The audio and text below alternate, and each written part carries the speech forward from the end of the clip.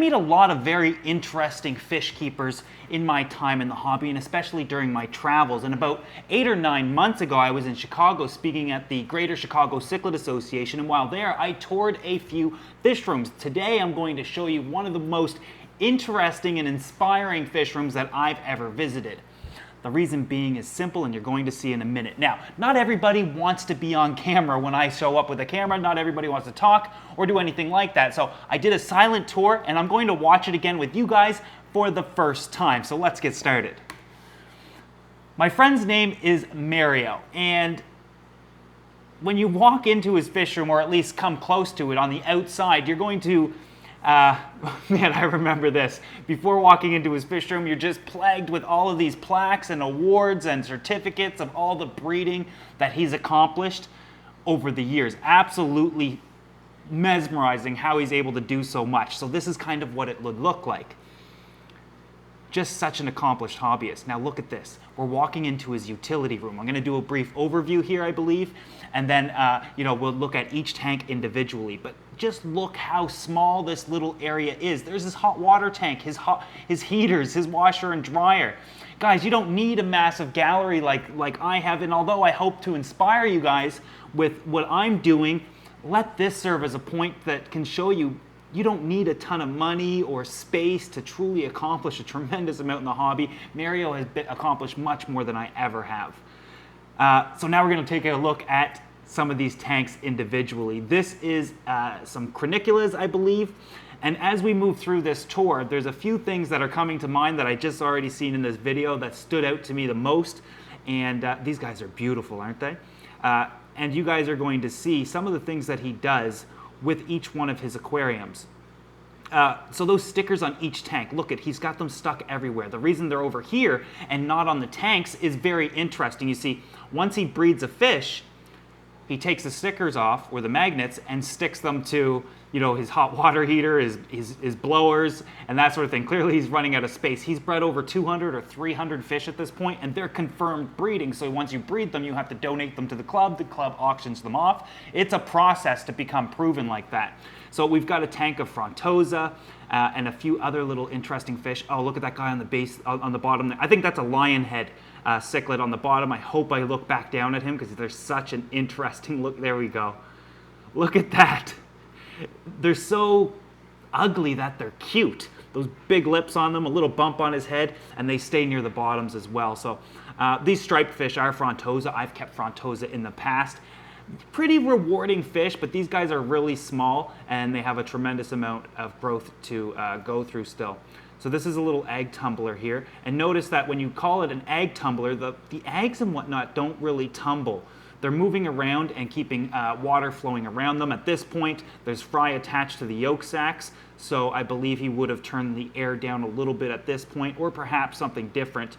But club members of the Greater Chicago Cichlid Association, I have to admit, are some of the most talented and knowledgeable hobbyists that I've met. If you are in the Chicago area at all, I highly suggest joining that club. I think that bottom tank was just empty and waiting a grow out, or awaiting new fish, no doubt. So what Mario does though is he will grow these fish out, he'll spawn them, and then he switches to new fish. I believe that's what he told me. So he's just constantly staying interested and evolved and spreading out these fish to local hobbyists and, just making them available. And he's got some really rare fish here. These are just some grow outs, I believe, these few little tanks here. And wait till you see, as you can see, they're so simple. He's got a small heater, a sponge filter, he's got some substrate, some very minimal decorations, but at least, they're all set up beautifully, very clean, very tidy. This is a very small space, but at the same time, he's doing so much. Now, I love this. So if you look at that, he's got the Latin name, the common name, where they're from, their preferred temperature ranges and pHs, and and so forth for every single tank. And getting to see all these little fish rooms and stuff, and that's kind of why I love showing you guys this, because I personally get inspired. Whether I take you to a public aquarium or to these little fish rooms, there's always something you can take away from and get relatively inspired by. I think that's an Akara of some sort. Seeing these fish again for the first time is interesting. Now this was a cool little thing. This is like a fry grow out, a hang on the back. I wish I would have looked at that closer. I think I do later on in the video though, but that stood out to me. So he actually has a preference for Lake Tanganyika fish as opposed to Malawi. Oh, and you'll also notice on those little cards that it states what type of a breeder they are. For example, mouth broder or egg scatterer or something along those lines. Yeah, this is by far one of my favorite fish rooms simply because I've done stuff similar to this before my time on YouTube. And before, I was just doing one video a week and I would never do anything else but a do-it-yourself project. And after about 200-300 of those, I decided I have so much more I want to talk about and so much more I want to show. I started doing so much more. But we missed all of those gems in the beginning of my YouTube career where I was doing so many interesting things, but they weren't really relative to a do-it-yourself project, so I refused to do that. And do-it-yourself, I love it, but I find at times it restricted me and held me back from so much more, which is interesting. These fish are absolutely stunning. His water is so clear. Fish are all healthy. I dare you to find a sick fish in one of this guy's tanks. Not going to happen. But if you look, these are 2x4 stands sitting on some styrofoam, basic aquariums, basic lighting. Everything is so simple. Now, to have all of these fish in all of these tanks at once would definitely be overwhelming. There's a crib in there, some more Lake Tanganyikan fish. I'm not sure. I'm pretty sure these are acaras, but I'm probably wrong. I'm just judging based off the nape of their head. It's been so long since I've kept a lot of community type fish and smaller fish, but there's just so many out there. He's got an albino bushy-nosed pleco in there. I'm sure you guys will spot some really cool fish. And if those are some Kelvis, I believe. I was moving through here so quickly because I didn't know if he was going to talk or anything like that. So, I didn't even let the camera focus at times, and pretty frustrating. These guys are awesome. Oh, there's a rainbow up top. That's interesting. Top right, you guys see that? I think that's an Australian rainbow there. Interesting. Probably just a random fish he had and he needed to put it somewhere. But yeah, definitely an inspiring fish room for sure. I mean, the simplicity behind these things and what he's able to accomplish and how many fish he's bred has been absolutely, inspiring to say the least. Now, I'm no longer interested in breeding fish myself, just gone through the motions so many times and, bred so many different types of fish that, I just want to look at them and enjoy them at this point. And I think a lot of people can relate to that, but it's always rewarding to breed fish as well. So at this point, he's running out of room and he's got some on his tanks on the floor. I've done that too, but with sponge filters, I mean, I'm surprised he has heaters in here because his hot water tank and everything else is in there, naturally heating the tank. Oh, so this is that hang on the back fry holder. Really, really, really interesting. It's almost like a refugium for fish and fry. Very interesting. He was pointing those out. I remember he kept making those a focus and how much he liked them, and not having to set up another breeder tank or a grow out tank and keeping the water parameters the same. I think they're air driven as well, so water is pumped into it and then clearly they would overflow out of it, just like a hang on the back filter. In fact, you could probably modify a AquaClear filter to some extent and do the same. Although now that I see these again, I'm not sure if the AquaClears would have enough room in them, but it wouldn't be difficult to build something like that. Although they were like a thin plastic, so I suspect they were cheap as well. But very interesting stuff. Delayed mouth broder. So I was wrong on what these guys are. They're from Uruguay. Look up the top right, top left, sorry. See that red rainbow? That's what I have. That's what this tank is filled with. And I've been trying to explain to everybody that these guys are going to get bigger and a lot taller, but it's difficult to explain that. Look at him. I think that's an Iranian red rainbow. But aren't they beautiful? That's what I envisioned when I set this rainbow fish tank up. I didn't envision tiny little feeder fish looking things. This tank is going to look absolutely stunning, although, I think I'm going to have to dwindle the stock out here eventually. I noticed that in his tanks he's using a lot of those rocks with the holes pre-cut into them. Interesting. Giving them all spaces to hide and whatnot. But what do we have up here? Festivums. So festivums are up top. They're also called flag cichlids. I want those. I want them in my Waru tank because they're often found with Waru, discus, and flag cichlids. So this is one out front. These are relatively small. These actually get quite large, probably 6-7 inches, but that takes a couple of years. But they look absolutely stunning when they achieve that size.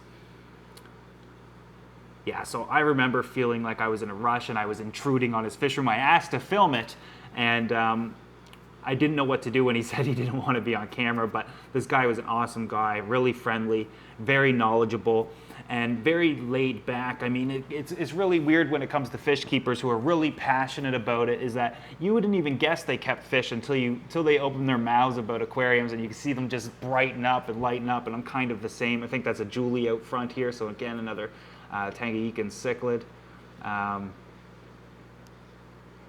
Just beautiful fish. I'm not sure if he's breeding these ones or not. Usually they're going to be in species-only tanks for the most part. At small sizes, you know, a lot of fish all look the same to an extent, so it's really difficult to, so we got some rams in here. It's really difficult to determine what's what. And at times, you know, when fish are so small, they certainly don't, you know, show you what they're going to one day look like.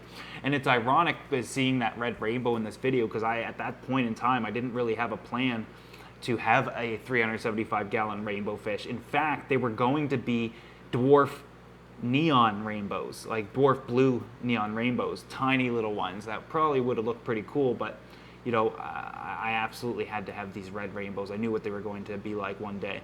But take a look at this. Look how simple this is. This is just a very small rack of 2x4 tanks. I think most of these tanks are like 30 gallons, 20 gallons, that sort of thing. Some of them are 5 and 10.